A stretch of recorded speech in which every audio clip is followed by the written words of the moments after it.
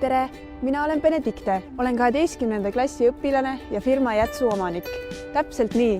Olen 18-aastane ja mul on päris oma ettevõte. Kõik algas 3 aastat tagasi, kui osalesin Entrum programmis. Seal rajasime sõpradega startupi, mis kahjuks küll kukkus äriliselt totaalselt läbi, aga andis mulle väga hea kogemuse. Samuti avas see ukse üliägedasse ettevõtlusmaailma. Alustasime õpilasfirma tegemist 3 ja alla 100 euroga. Meie ideeks oli teha kitsepiimast jäätist, mis esialgu ju tundus nagu päris hea idee. Tegelikult aga me ei teadnud mitte midagi jäätise tegemisest. Me teadsime sama palju kui sina, et seda saab osta poest ja see on päris hea.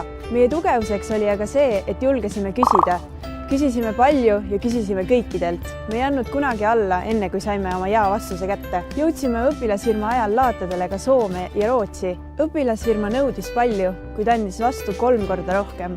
Nüüd tean, kuidas juhitakse meeskonda ja välditakse pankrotti. Tean ka, kuidas oma ideed esitleda, nii et kõik saaksid aru, et meil reaalselt ongi kõige parem jäätis.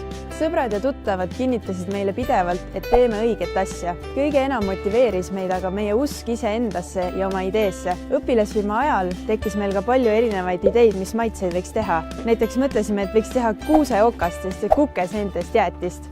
See oleks ju päris hea või siis mitte, aga kes ma siis praegu olen? Võiks öelda, et ma olen vabrikant, aga see ju kõlaks üpris imelikult. Tegelikult olen jäätisevabrikant, mis on ju päris lahe. Mina tegin enda ettevõtte, miks ei võiks sinagi seda teha? Usu iseendasse ja sa saad ükskõik millega hakkama.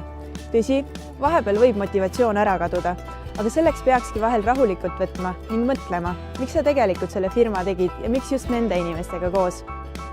Tee enda ettevõtte ja ma luban sulle, et sa ei kahetse seda.